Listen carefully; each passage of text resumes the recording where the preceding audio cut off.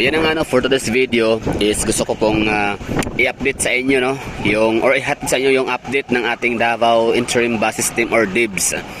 Yung magiging biyahe ho ng ating 10 unit na nabili ho ng Davao City Government na lowered bus na galing sa China, na napakaganda, napakagara, napaka-aesthetic, modern, syempre, no?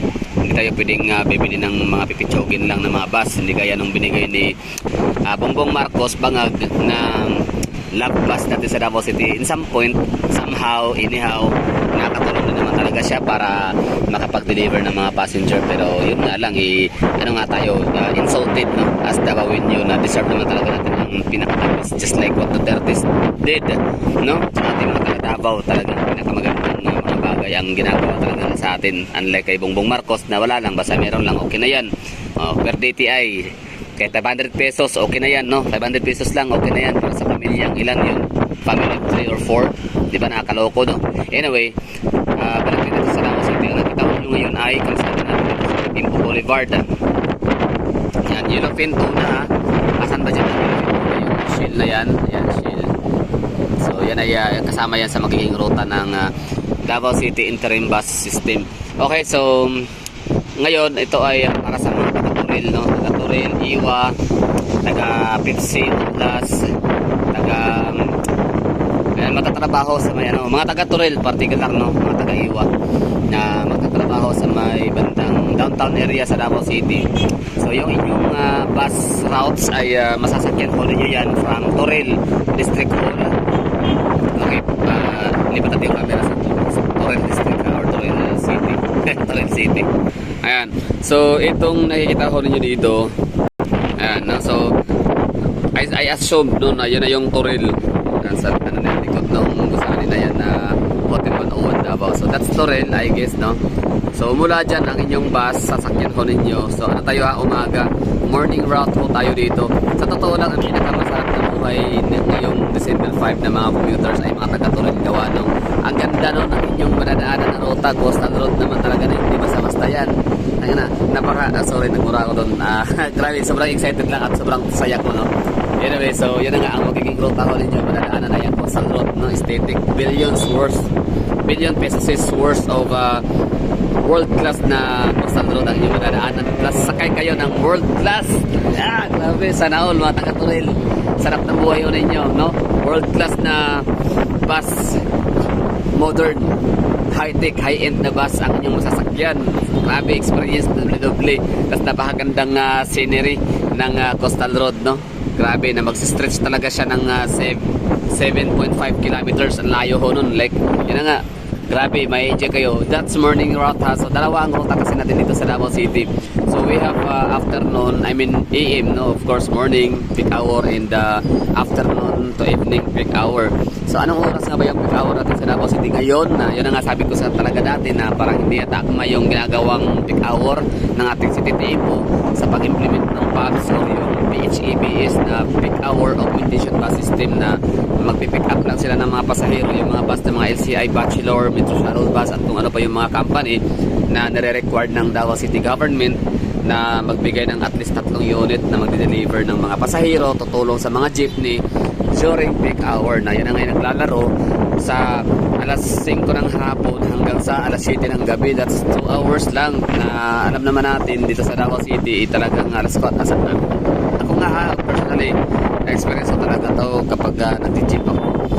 Alas 2 pa lang, alas 3 nagkakaroon na talaga ng mga traffic congestions, particular na nga sa may mga areang marami mga intersections and traffic lights o sa may malapit sa mga eskwelahan. So sabi ko bakit pang peak hour sa Davao City is ano lang, around 5 PM to 7 PM gayong ang peak hour naman talaga sa Davao City na may experience natin is simula na talaga siya early as alas 4, alas 3 gano'n, no?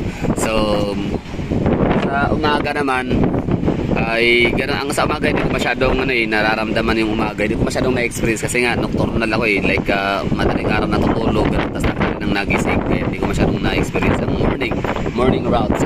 Anyway, so yun ang balikan natin yung morning routes po natin. Napakasarap ng buhay nga ng mga taga-Turil kasi ito na nga, bali Turil, ang inyong stretch from Toril District District Hall doon sa may park o basta Toril District Hall, mga taga Toril alam niyo na yan.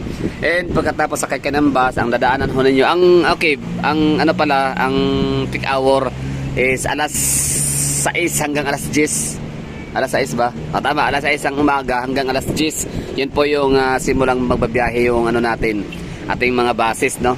So ang galing, naka 6, 7, 8, 9, 10. So that's 4 hours yung magiging biyahe nila na libre sa kaya na nakakatuwa. Grabe, sana all. Sarap ng pamasko natin, Davao City, the Vista, yun talaga sa mga Duterte. Salamat Tatay Digong, Bibi Sara Duterte, Basti Duterte, in all the Duterte families.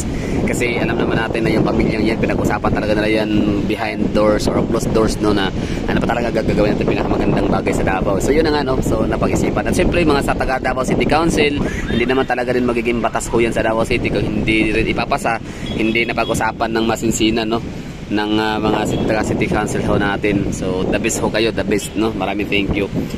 And yun na, siyempre mga taga Davao, wala lang, so pasensya na kayo ha, medyo nawawala ako sa aking pinaka-topic kasi nga ako'y excited, sobrang saya.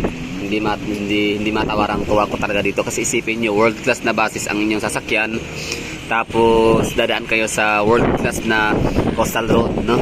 Tapos 7 minutes yun kasi ang takbo dyan nasa 60 km per hour lang talaga siya, and spanning or stretching of 7.5 kilometers distance, or ang haba, di ba? Ang layo nun, ang haba nun, no? Nakakatuwa. What a great morning talaga yan bago pa sa trabaho. So tingnan pa natin kung meron pa bang mababado dyan ang mga empleyado po sa dyan, di ba? Papunta trabaho. So that's morning route, Toril, tapos dadaan kayo ng dito sa may coastal road, pahaba dyan, sana all na lang talaga, no? Yan, ganda lang magiging experience na every morning, no? Tapos ito yung hunin nyo, ito yung Ecoland Drive. Ecoland Drive, no? Pagkatapos sa Ecoland Drive na yan, dito dadaan yan hanggang sa may Ecoland, hanggang Ecoland lang, Ecoland, pagkatapos ang Dawa. Ecoland Drive, Ecoland Drive, pagkatapos Ecoland Bus Terminal, dyan, diretso kay Boulevard, tapos diretso yan tatagos hanggang sa may Boulevard area, Philcrest Centrale, kita ba? Philcrest Centrale, basta Philcrest Centrale dadaan, tapos yun, diretso na yan sa may CM Recto, tapos yun, Rojas sa may National Red Cross, Philippine National Red Cross sa may Rojas, dyan sa may Marco Polo Hotel. Tapos pabalik naman ng Toril, ganun din, no? So from National Red Cross dadaan yan sa may Rojas papuntang Boulevard, Kimbo Boulevard, dediretso yan ng Philcrest Centrale ulit, tapos dito Yellowfin. Ganyan ang ruta ng yung Toril. Ang ganda nun, sarap buhay niya. Tapos paano na magkapagkagabi, ang PM route naman from Toril. So, PM route naman ay magsisimula kayo sa Toril District Hall ulit, or dito sa may Ecoland, Ecoland Terminal pala. From Ecoland Terminal, sasakay ng bus, bali yung bus ninyo aalis sa may Ecoland Bus Terminal. Ito yan bus terminal yan dito, yan yung mga maroon ng bubong. So, Ecoland Bus Terminal, diretso yan sa may Sandawa. Pagkatapos Sandawa, yan, iikot yan dito sa may UM Sandawa, tapos sa may UM Matina, tapos NCCC. Nasaan yung NCCC? Yan, NCCC. Pagkatapos sa NCCC, SNR, syempre, IT Park. Tapos yun, MacArthur Highway na yan. Anong MacArthur Highway? Diretso na yan hanggang sa may Matina Crossing, hanggang sa may Makarte na kayo. Diretso ng Toril na yan, no? Si P. Garcia. Okay, tapos babalik na naman ulit yan from Toril District Hall. Dadaan ulit yung inyong mga buses na sasakyan sa may Coastal Road. Ganun, dito ulit. Coastal Road dyan, Rotonda, roundabout. Sabihin nga natin. Ayan, roundabout yan. So dyan dadaan naman yung mga buses. Ecoland Drive ulit. Ecoland Drive. Pagkatapos, ganun pa rin, vice versa. Sa may Ecoland Bus Terminal. Paikot-ikot pa na yan hanggang matapos ang alas 10. So, diba? Ang galing lang, sana nakakatawa. I'm happy for you mga taga-Toril. So parang nakatuwa, sobrang happy para sa inyo, sana all, no? Ibig ko sabihin yung talagang inyong dilubyo nightmare di ba? Sumpa. Grabe kasi yung experience sa totoo lang. Kitang-kita ko yung mga sumasakay talaga ng mga buses dyan along the highway, Quezon Boulevard. Diyos mio, Marimar, grabe. Lalo na yung mga taga-SM. Asan yung SM yan? Lalo na yung mga taga-SM. Sobrang kawawa sila dyan during peak hour, no? Lalo pag gabi. Ngalay sa ano yan, tuhod, barikos. Diyos mio, grabe. Anyway, so doon naman sa UM. Oo, eskwelahan ng UM. Asan na yun? UM College. Yan na. So yun yung sa may UM area. Ako, grabe yung dyan. Grabe yung pasakit sa mga pasahero. Sobrang tagal lang sakay dyan. Unahan. Paano na ang bagkiruhan? Di ba? Ganun lang yun. So, yan lang muna ang natin dito. Ruta na may bibigay. Yung tutorial muna. Kasi mamaya, hanap tayo ng ibang mga ruta, mga lugar. Para naman sa mga taga-bangkal. Pero yung bangkal, parang kasama na sila. May bangkal kasi, ang pinakamataas na ruta, ay pinaka-shortest route yata, yung bangkal to. Tawag na ito, Rojas CM Recto. So yun yung pinaka-shortest dyan sa may Tahimik Avenue. Yun yung may SPED school, sa may City Engineering Office ba yun? I don't know. So basta, City Engineering Office yata. Hindi ako nagkakamali kung ano yung government office dyan. Nakalimutan ko ulit. Yan, nakakabalik dyan. Medyo matagal-tagal na rin. Anyway, so yun, merong mental. Stig galing. Happy ako sa mga taga Davao. Happy ako as Davaoenyo. Of course, I'm very proud of you, Basti Duterte. With Duterte family, sobrang happy ako ng mga Davaoenyo, mga taxpayers, mga law-abiding citizens sa mga taga Davao. Because of you, because of us, no? Nagtatrabaho ka ng tama, kumakain ka ng mga quick hotdog, chiksilo. Ano yun, no? Pinasasabi ko rito. Anyway, so yun na, kumakain ka ng maraming mga pagkain sa mga restaurant. So that's all.